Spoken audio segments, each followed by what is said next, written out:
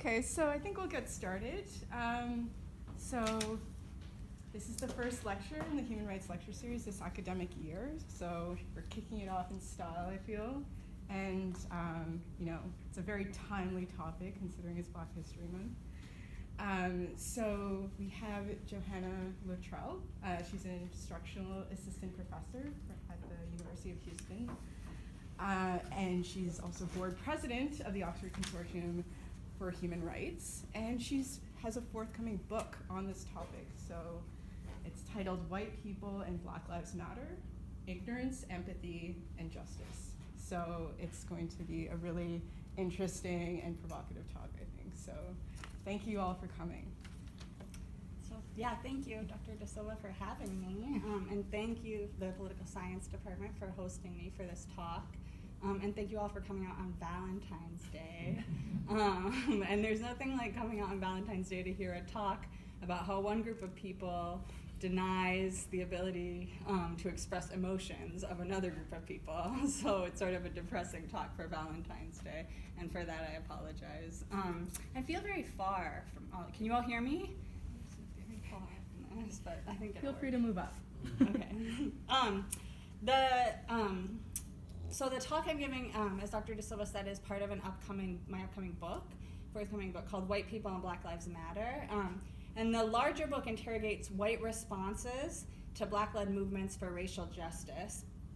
I talk about how whiteness reveals itself in responses to democratic movements. And my purpose is to clear the weeds, so to speak, of white people respecting Black Lives Matter as a movement. And movements like it. And I probe reactions which prevent white people from according Black activists the full range of human emotion and expression, including joy, anger, mourning, and political action. And so before I begin, I need to say I want to limit my remarks to the United States. That's where I'm from and what I'm familiar with. I haven't lived in Canada long enough to be able to speak on Canada or done any research. And so my talk is on race in the United States and the Black Lives Matter movement as it reveals itself, or white people's reactions to BLM as it reveals itself in the US. Maybe during the question and answer, you can talk about what it's like in Canada if you want to, and if this applies or does not apply. I'm interested in that comparatively. So first, white responses to Black Lives Matter. That white people generally refuse to understand Black experience is widely acknowledged. It's a theme in African American literature, and work in epistemologies of ignorance shows that ignorance is not only a lack of knowledge, but an actively maintained state of being which works to shield white people from complicity. If white people like myself admitted that Black Lives Matter mass die-ins, and the words of mothers of the movement were in fact intelligible, we would have to reckon with the fact that we had a hand to play in someone else's loss. By the we, I mean white people here, we do not want to that degree of self-knowledge because, for one, we're attached to a vision of ourselves as good people. So we engage in denial and defensiveness, in other words, what Alice McIntyre and Alison Bailey call white talk. However, the fact of complicity is not itself a conclusion. The discourse of complicity is now working in the same way that a theorist, Naomi Zak, describes the language of privilege working as another form, I think, of white quietism. Admittance of complicity or privilege becomes one more marker to separate the quote-unquote good white people from the bad white people, and we can again form identity groups on the basis of being racially enlightened without engaging in political action. There's more work then to be done in concluding not only that white people are complicit, but also knowing how complicity works so we can get out of the way, at least, for movements for racial justice. White people misunderstand Black experience as a whole, but especially we refuse to understand Black mourning, as it's, I think, the most damning and most threatening aspect of Black experience to functioning white supremacy. White people refuse to understand mourning in many varied ways. Here I discuss some, but not all, of the typical and recurrent reactive strategies. First, there's a conservative kind of reaction. When seeing expressions of anger and lamentation from Black protests, like in Ferguson and other cities, white people equate any displays of emotion coming from mourning as a threat, as a form of violence. They feel justified in dismissing any political message that comes from such a place as irrelevant. These responses come in the form of violence or quote-unquote tone policing or gaslighting. It's a popularized term, but I think it's relevant here. Hermeneutic devices that absolve people of their responsibility to understand, empathize, or respond. And then there's a second kind of liberal reaction that comes from white people whose acts of sympathy themselves silence black people's agency. This kind of reaction is exemplified in the artist Dana Schutz. I'll show a clip from her later. 2016 work, Open Casket. Schutz is a white woman who painted a representation of Emmett Till's mutilated body. Protester and artist Parker Bright blocked the view of the painting wearing a t-shirt that said "Spectacle of Black Death." I'll show you later.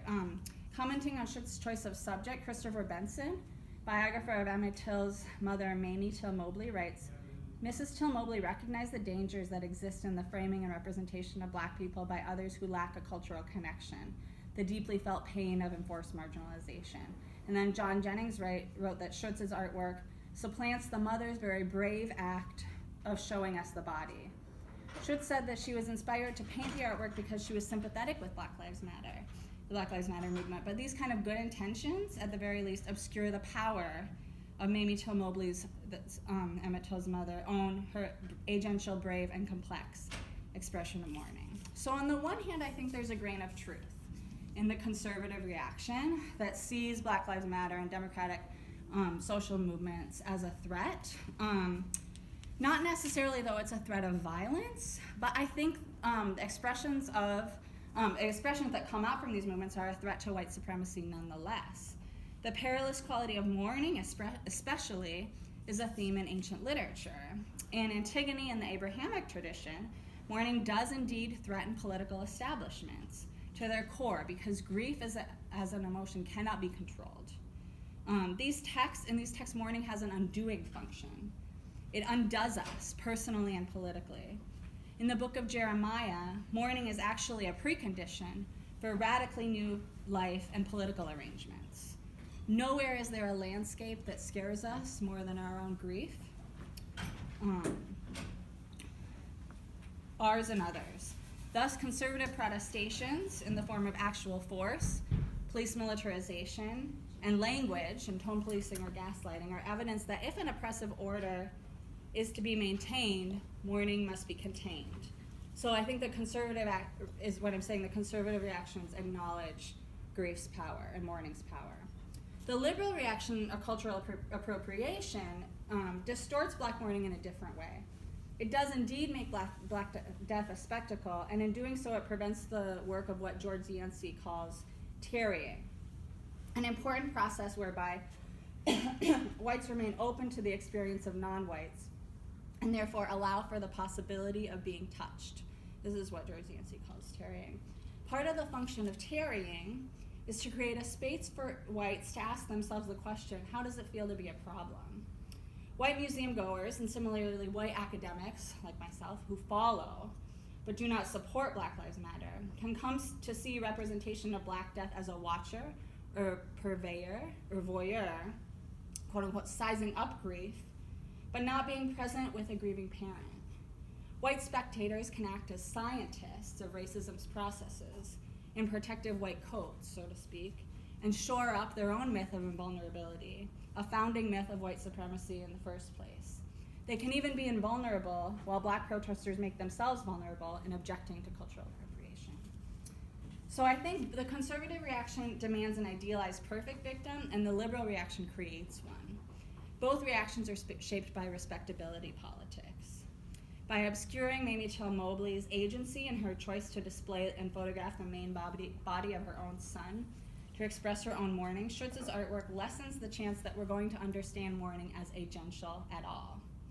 We misunderstand mourning from unjust deaths only as innocent victimhood. In her book, Victim Stories and Human Rights and the Advancement of Human Rights, philosopher Diana Myers explains that this ideal of a perfect victim is a hindrance to an empathetic response. The idealized victim usually takes one of two forms, the pathetic victim or the hero. We expect the pathetic victim to have no agency whatsoever. He or she must be completely helpless and under the total control of others. The heroic victim, on the other hand, can be an agent, but always a completely virtuous and nonviolent one. she or he can never be in despair or undone by lament. Both of these unrealistic ideations of victims share the exacting criteria of absolute innocence. The first showing of human moral frailty is grounds for victim blaming and criminalization, which the white listener dispenses swiftly. When understanding of Black mourning can and should evolve from victim creating, victim blaming, and respectability politics as a whole, mourning involves a whole range of human emotion and can be a source of agency in its victimhood.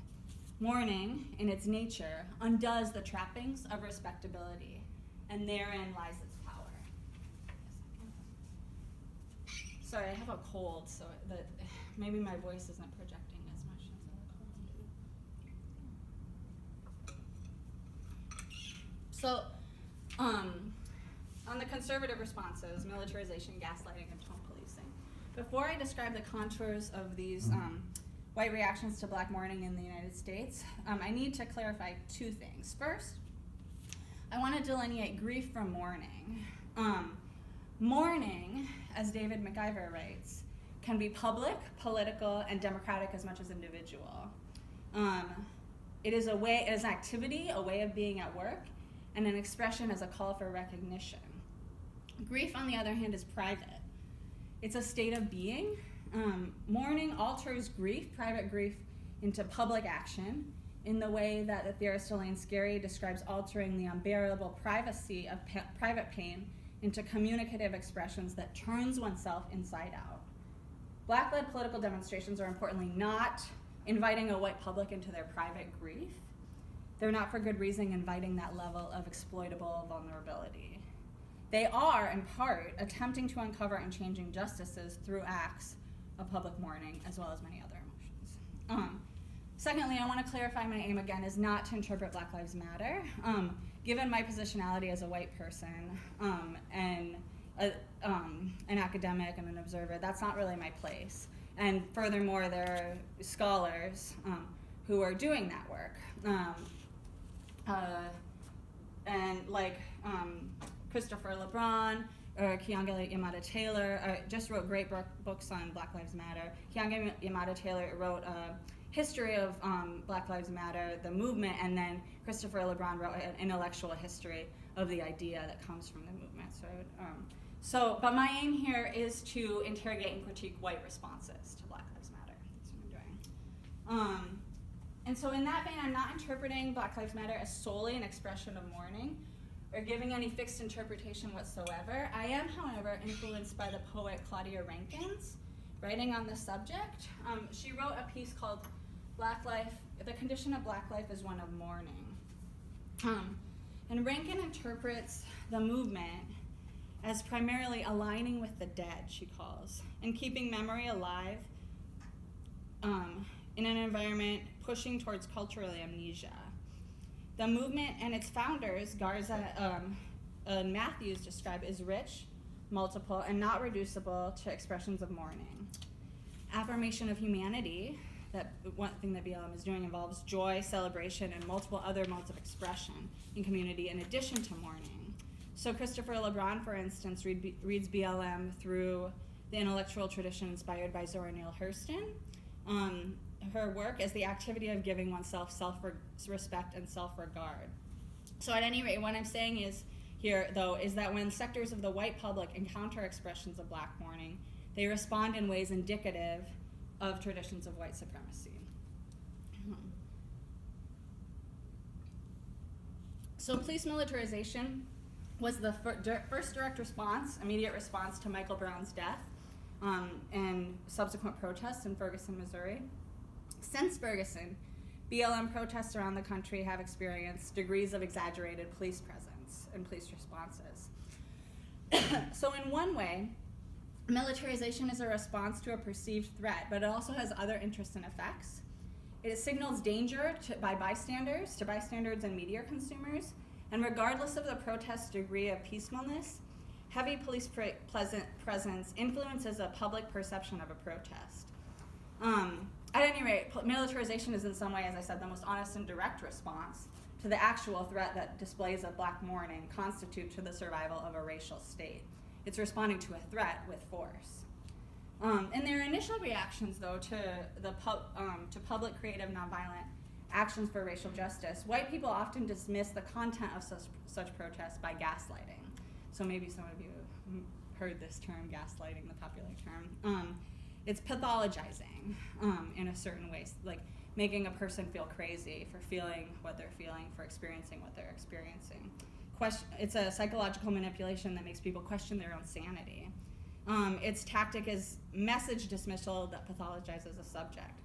So, for example, just after Michael Brown's death, a journalist interviewed people in the suburbs, white suburbs, near Ferguson, Missouri, asked what they thought of what was happening in responses to the protests, and people said, people are just taking the opportunity to satisfy their desire for junk. And from a teenage boy, they heard it's an excuse for people to do whatever they want to do. The journalists and others found that white observers interpret any form of black-led protest as a riot, regardless of whether looting occurred or protests maintain order. It's always interpreted as a riot, no matter what it is. So gaslighting makes the content of the message of racial justice easier to ignore because white observers pathologize the protests from the start. So tone policing is another common response. White responders may be sympathetic to the content of the message, in that they might believe that police departments can be systematically corrupt and unfairly target African Americans, but they perceive BLM's tactics, or in the case of Ferguson, the many spontaneous protests that grew up in new justice-oriented organizations that would later become Black Lives Matter, they perceive any tactics as disrespectable. So tone policing and gaslighting are manifestations of respectability politics. And by respectability politics, this is what I mean. It's what the Crunk Feminist Collective means. Quote, it's a 19th century term and ideology coined in the decades after slavery, which argues that if black people acted chaste, pious, and frugal and comported themselves properly in public, they could prove their fitness for American citizenship. Today, respectability politics are often used to police black people for non-normative behavior.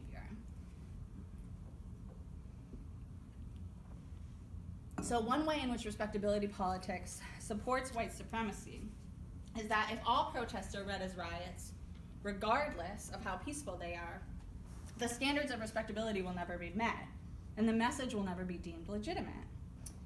It also discourages peaceful protests from the start because protesters see that no matter what tactics they take, they will only be read as violent.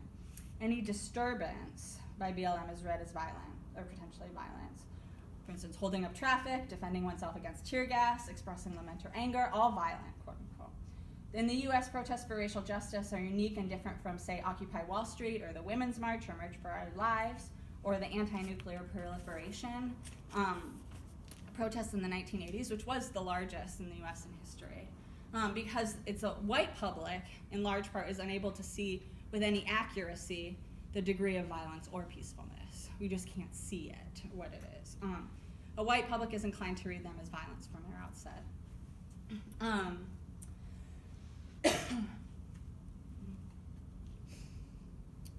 So I think I'm going to skip this next part to go to the liberal responses. So the liberal responses to Black Mourning, I think, are voyeurism and appropriation. Some liberal responses, not all. I think white conservative responses and liberal responses to Black Mourning respond dialectically to one another. They don't respond to Black loss. So they're talking to each other, not to the Black activists themselves.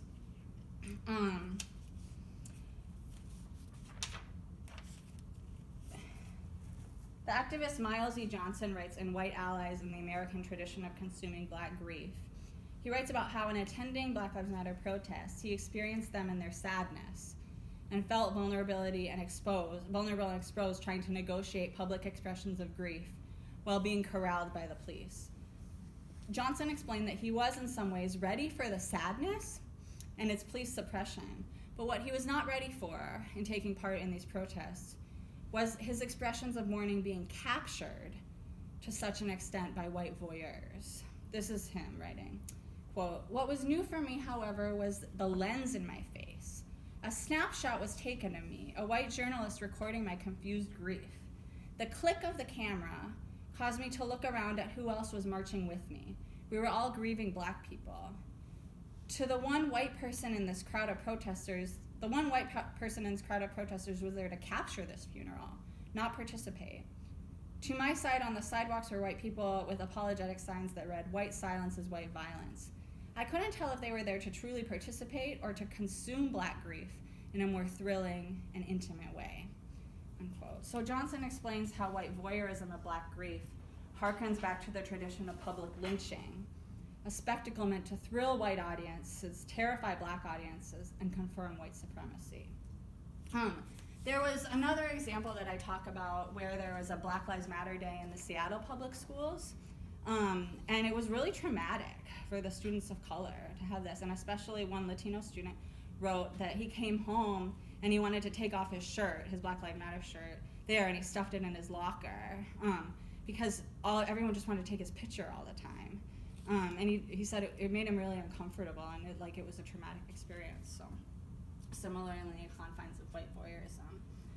So I and many of my white liberal colleagues and friends, quote unquote, follow and analyze Black Lives Matter on social media amongst ourselves. We might reshare traumatic videos, and to prove we agree with the goals of Black Lives Matter, and to distinguish ourselves from friends who do not agree, we post these traumatic videos of police killings.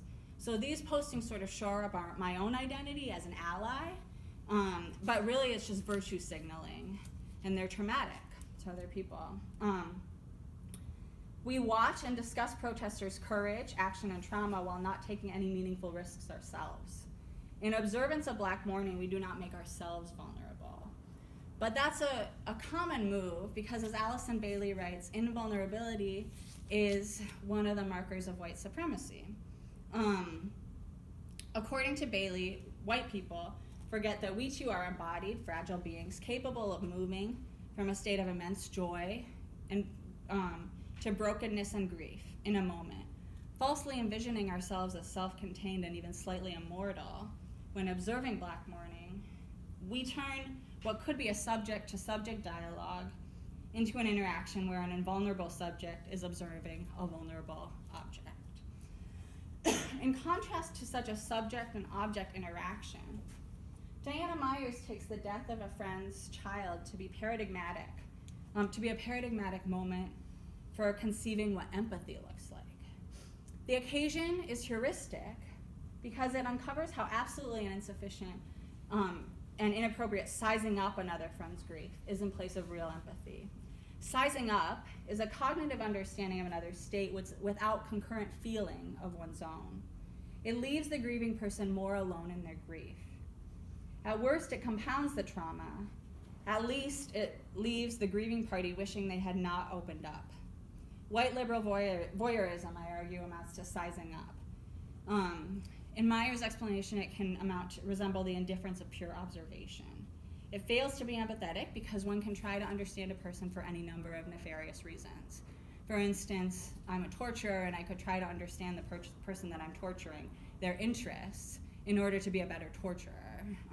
But that doesn't quite make the cut for empathy in terms of sizing up. Out of detached curiosity, I want to know what makes them tick. I think it's this activity of sizing up is one that many white liberal academics are very used to, because we're committed to ourselves as a vision of ourselves as expert sizer-uppers, quote unquote. We're paid to explain things to people, so we feel ourselves capable of comprehending racial justice movements sometimes without being involved. In another chapter, I say how I give a theory, another chapter in the book, I give a theory about how movements for racial justice in the United States can't be read on a social scientific model that tries for a certain form of objectivity that is purely impartial. Because in the United States, that impartiality does not exist when you're talking about race. And so, here I'm talking about empathy. Empathy, in contrast, involves the precondition of caring about another person first. In empathizing, one is not dwelling on the other's state of mind, but in a limited and imperfect capacity dwelling in and within them. Thus, empathy involves sustained interaction. Such sustained interaction can be accomplished in a number of ways, friendship being one of them, but also temporarily suspending judgment and listening or reading another's stories. Judgment can be appropriate eventually, but empathy requires first caring about another person before making judgments. It does not make judgments in order to allow for caring. So, can you show the...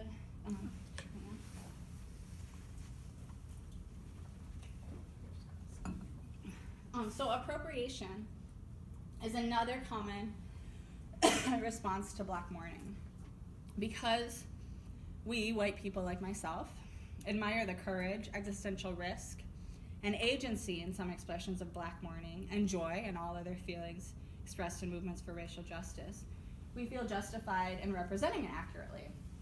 Cultural appropriation can be critiqued in all of its manifest forms, music, culture, etc., but here's Schutz's painting with the protester Parker Bright standing in front of it in the background. And then you see, I think, interestingly, other people taking pictures on their iPhones. But Schutz's painting is a salient example of Black mourning, cultural appropriation of Black mourning specifically. The reason I focus on Schutz too in my book is because I relate to Schutz. Like, she and I are from a similar area in the suburbs of Detroit, and then we both went to school in Chicago, and we're both relatively the same age, and we both have a son. And so I find myself sort of at risk, or have done similar moves of appropriation that Schutz has done. So my deliberation here on Schutz are in some aspects self-reflection. So Schutz writes that she could not have painted the painting before she herself was a mother, imagining what she might have felt like to have her young child been killed the way Emmett Till was killed. Schutz explains her own work as an act of empathy, but it doesn't quite make that grade, I would argue. Jennings is right. Schutz's own act of painting and displaying a representation of Till displaces the agential act of Till's mother, Mamie Till Mobley. As Mrs. Till Mobley herself described, she did something very hard and immensely admirable.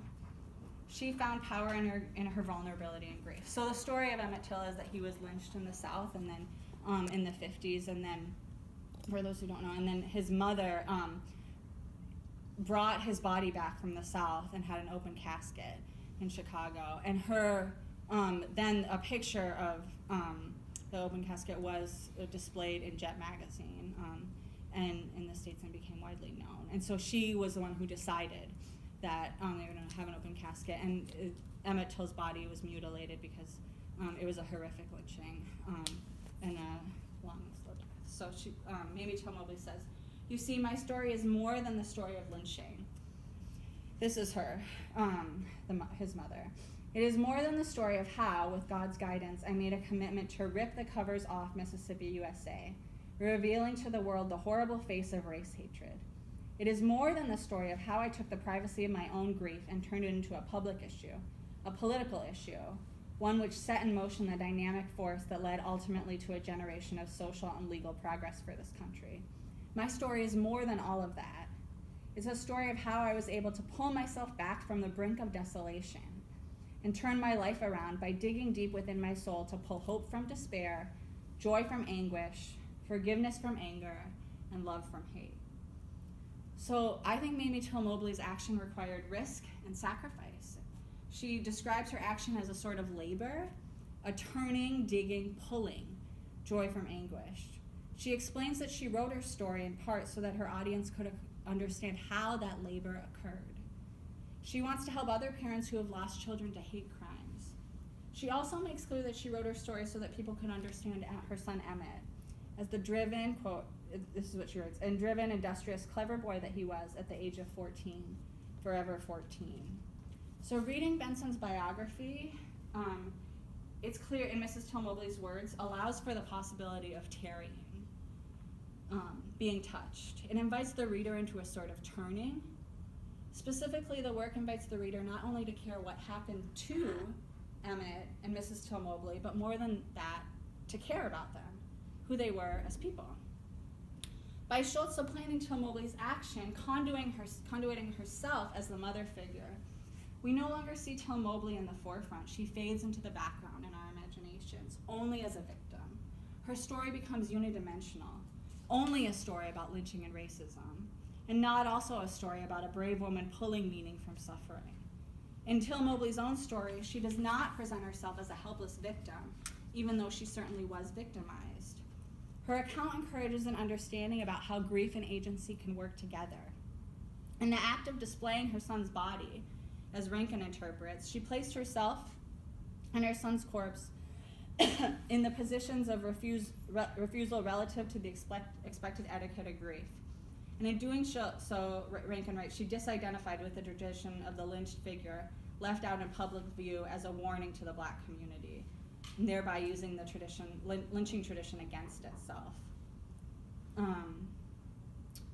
Rankin is suggesting that Mrs. Till Mobley turn the direction of the lynching terror back at itself, at the perpetrators and not at the victims, and undermined its own logic.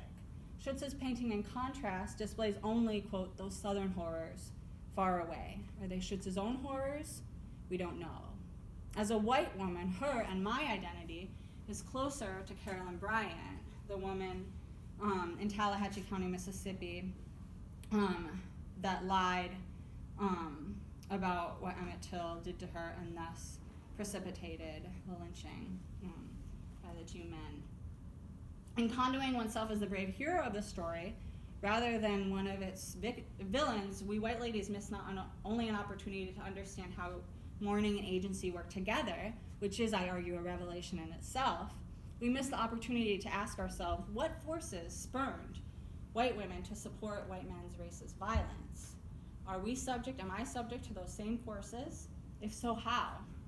What can I do to keep myself from lying in the same way that Bryant lied, from absolving myself in the same way that Bryant did?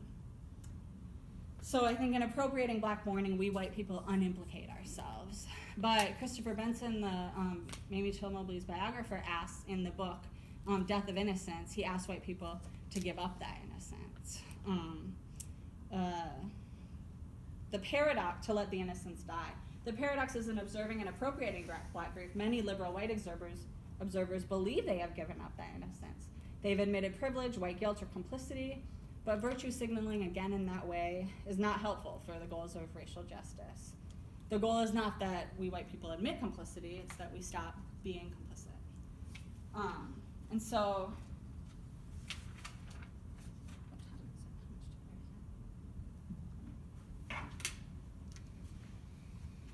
I think I'm gonna skip over this other part here. I'm going to the last part.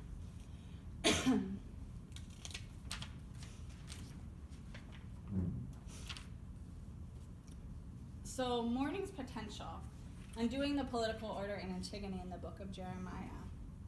So one reason white people often refuse to understand Black mourning is because we refuse to understand mourning as such.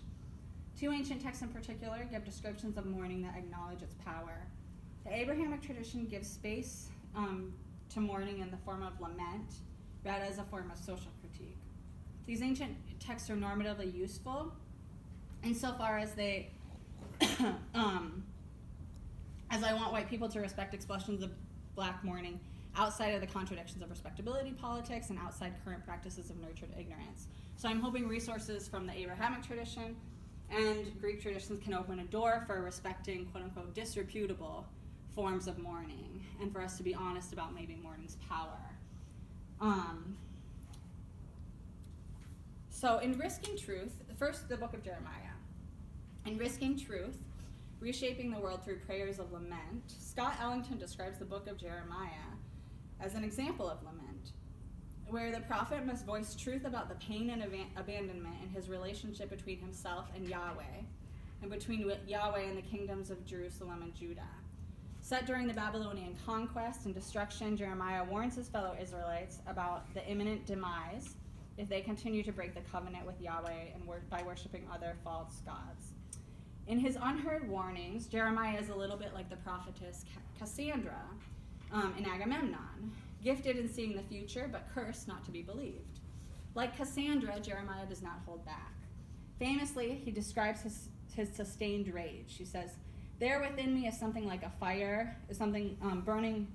Sorry, within me there is something like a burning fire shut up in my bones. Both the prophet and God speaking through the prophet unleash the full spectrum of anger, derision, frustration, love, and mercy, both at each other and the Israelites. Jeremiah rails at God in direct accusation of abandonment. Why is my pain unceasing, my wound incurable, refusing to be healed? Truly you are to me a deceitful book, like waters that fail. God, his people, and the prophet rage at each other in language of spurned lovers who have defiled their marriage vows. Whereas the prophet of Lamentations stands as an intercessor between God's anger and the people, Jeremiah's loyalty to the people is capricious, and he's not above desiring vengeance. He asks Yahweh, do not forgive their iniquity. Do not blot out their sin from your sight. Let them be tripped up before you. Deal with them while you are angry. Jeremiah's character and emotions are complex and ambiguous, and Yahweh too vacillates between the poles of justice and mercy here. The God in Jeremiah is a God of pathos. When I read so I teach a humanities course, and when I read the book of Jeremiah to undergraduates, they're surprised at like this divine justice that's so retributive, and they're surprised to encounter like a God who rages. The God here rages and mourns himself. He's not distant. The God here is both enlivened and limited by very human emotions.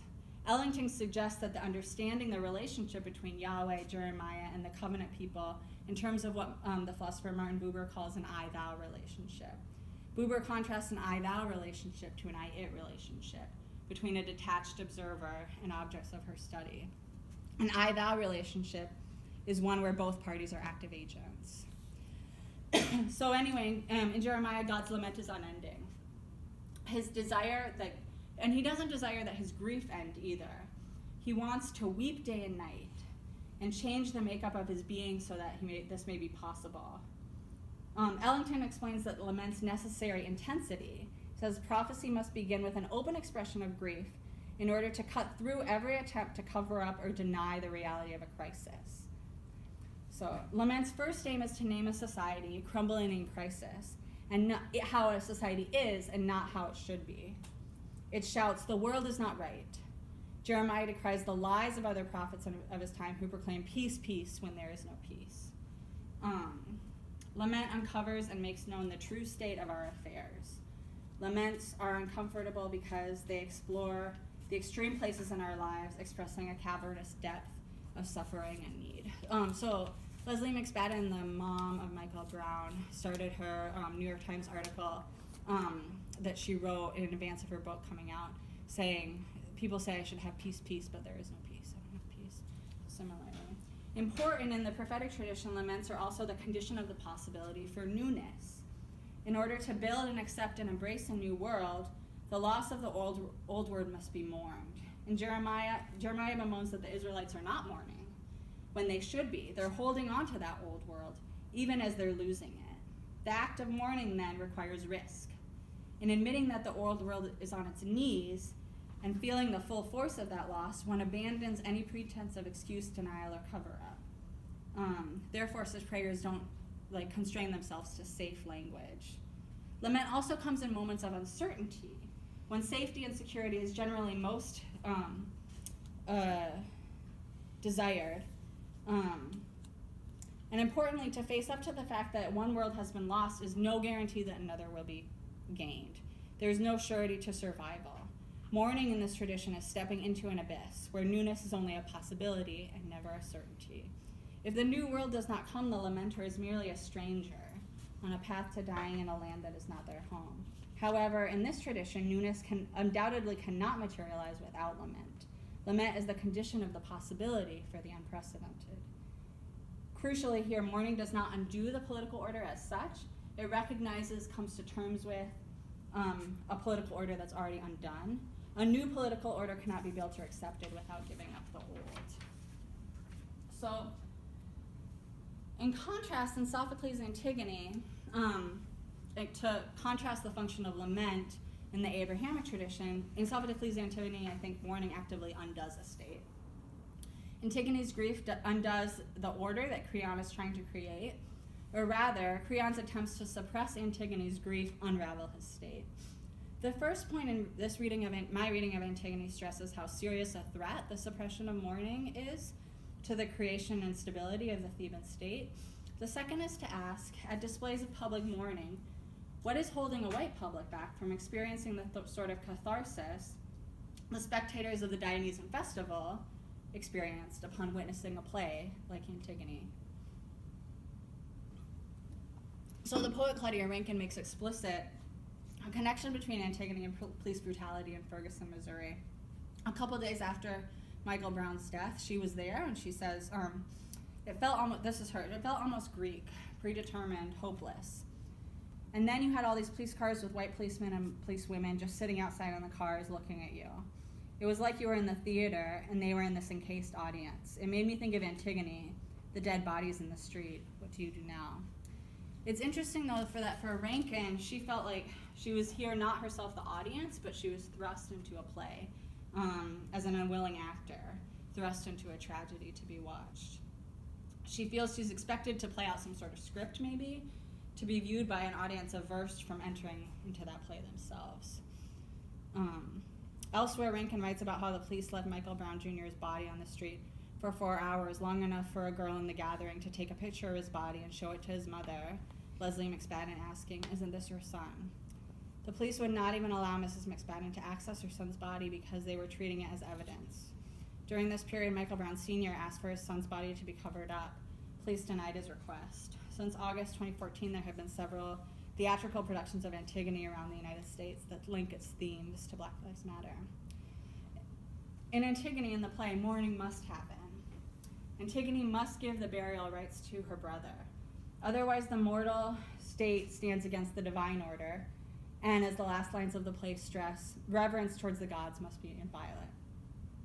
Creon's state must bend its own firmness and authority to allow for mourning, an interaction between both kins and gods.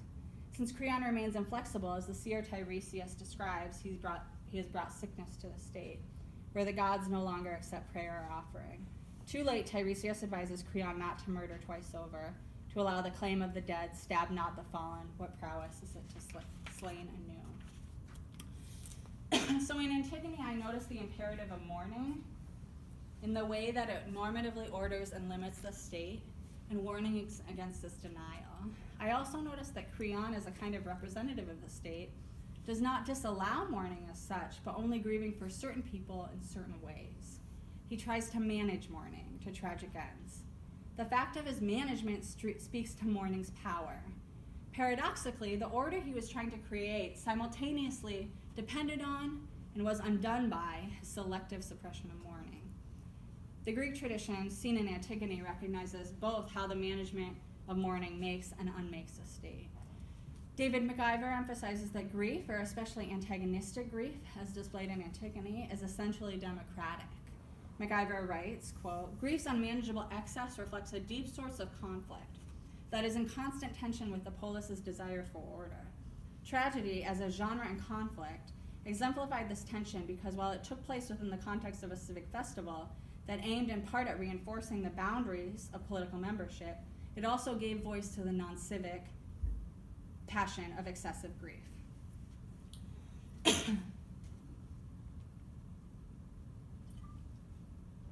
The Dionysian festival gave voice to the non-civic, excessive, and passionate grief in the context of a civic experience.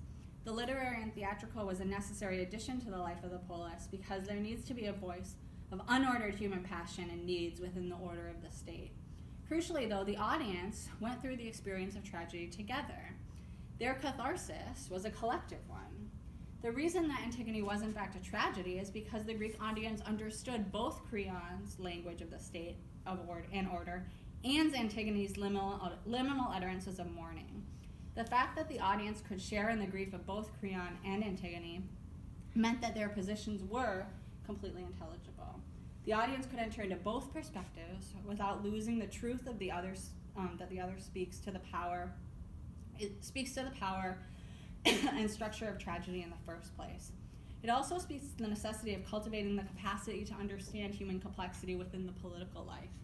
of the polis. The antagonistic theory of politics that has come from readings of Antigone, one of completing and irreconcilable interests, is an interpretation on the level of the artwork and not the audience. Tragedy is played out on the stage in one respect so that need not be played out over and over again in actual politics. Antigone calls its audience to do the work of reconciliation that its own characters could not accomplish. So, to conclude then, white people in the United States tend to respond to expressions of Black mourning by claiming it's unintelligible. This claim of unintelligibility often appears in the form of voyeurism, appropriation, gaslighting, tone policing, and militarization. What these forms have in common is that they're ways of suppressing and managing mourning. The maintenance of white supremacy depends on such management of mourning because, as we see in Sophocles, grief can unmake a state. However, in Antigone, it is really the management and suppression of mourning that unmakes a state. Thus, in contrast to responding in defense of white talk, white people should give up expectations shaped by respectability politics, work through our own fear of mourning, and move towards creating the kind of public democratic environment which holds space for complete and impolite expressions of lament and mourning, both our own and others. That's all. Thank you.